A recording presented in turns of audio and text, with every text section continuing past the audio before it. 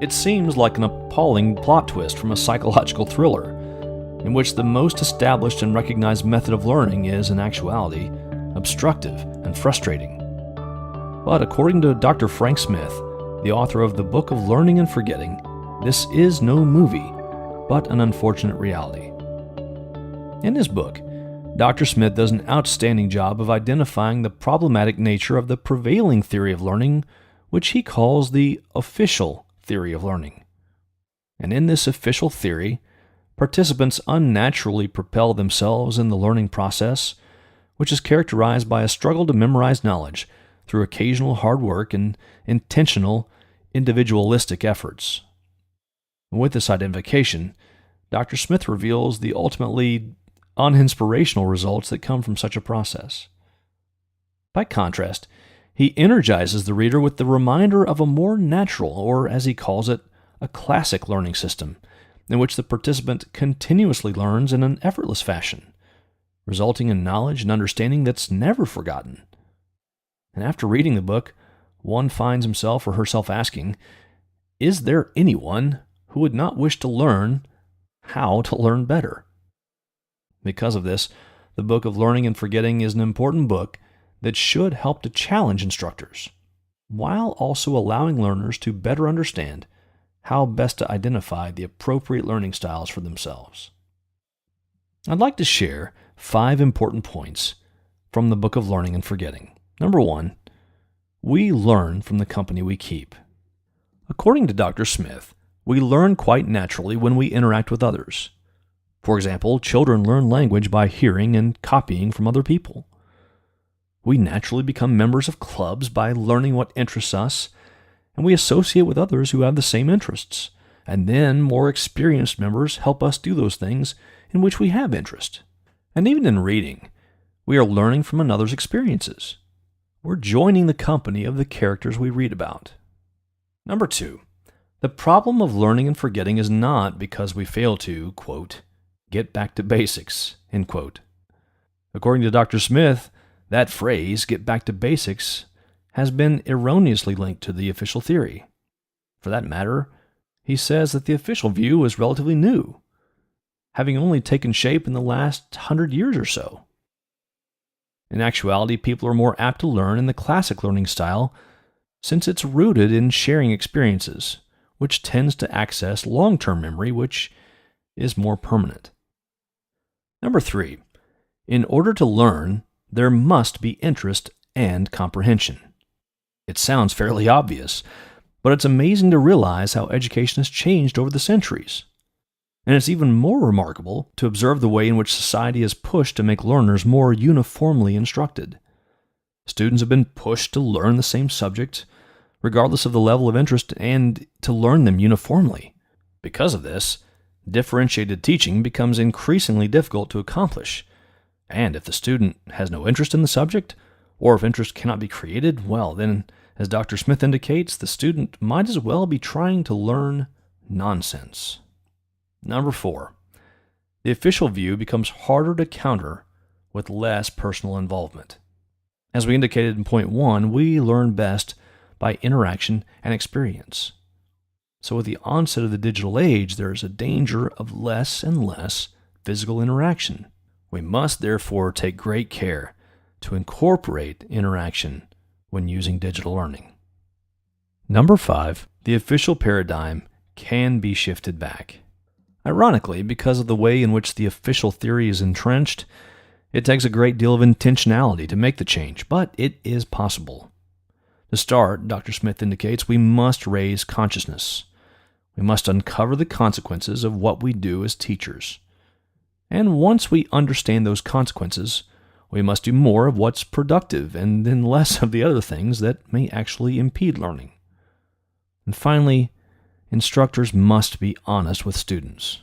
It can be advantageous to be transparent with students, to reveal your intent to change the process for their benefit. In and of itself, this can lead to a camaraderie, which increases the positive relationship between instructor and learner. Here are 5 good reminders from the author himself. First, quote, learning is not hard work. Something is being learned, whether we want it or not. all the time, end quote. It's easy enough to recognize this. We remember things in which we have an interest remarkably well. We even remember things we don't necessarily need to or want to remember simply because the information is strange enough or because a strange-sounding mnemonic is attached. And let's face it, our minds seem to love strange and weird. The memory doesn't seem to get rid of that information very easily. Number 2, in regard to the rise of the official theory, he says, quote, "A new crime was introduced into the classroom. It was now possible to cheat in learning, either by trying to acquire marks without properly earning them or by helping someone else," end quote. With the classic learner, the desire to cheat, it seems, was less of a problem, since what was being learned was of interest to the student. So it occurs to me that when greater expectation of uniformity is impressed upon the learner, the less interesting the topic becomes. And when that happens, the student is forced into the awkward position of having to learn something that frankly does not appeal to them. And with the consequence of testing looming over them, cheating can be an unfortunate result.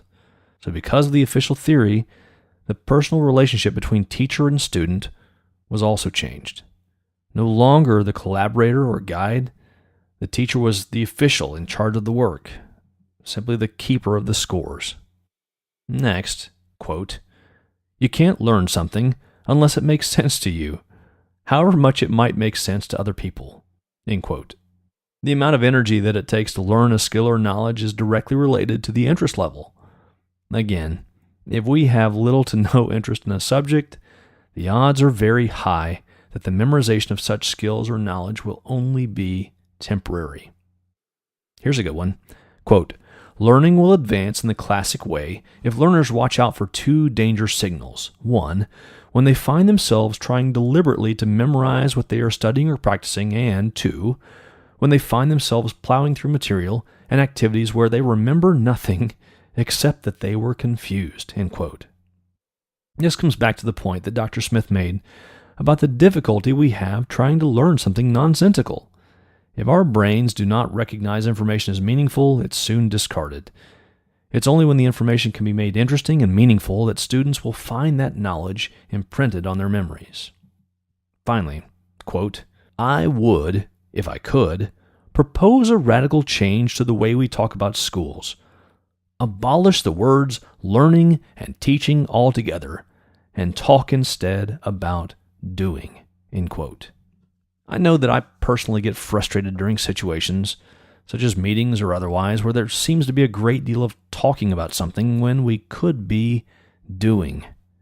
And of course, the whole kinesthetic approach to teaching seems to agree with this. We tend to learn better by doing, more than when we simply hear or see what is taught. So then, the questions I have to ask myself after reading this book. For one, am I just a temporary scorekeeper?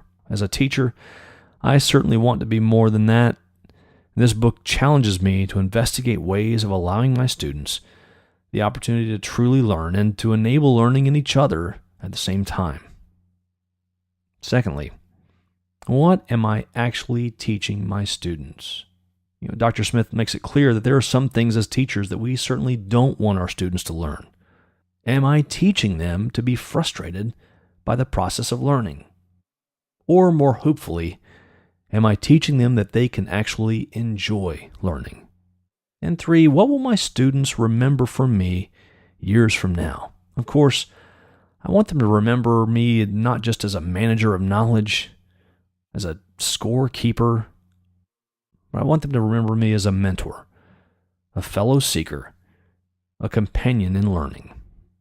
As I close, if I may speak with some candor for a moment, I do not enjoy required reading. So hopefully it's meaningful to you when I say that this is the first time in a long time that I couldn't stop reading a book that a class required of me. Again, I believe whether you're a teacher, a learner, whoever you are, you owe it to yourself to read this book. I'm grateful to have had the opportunity not only to read it, but to also discuss it. So there you have it. Some thoughts on the book of Learning and Forgetting. I hope that it was informative, and I appreciate your time.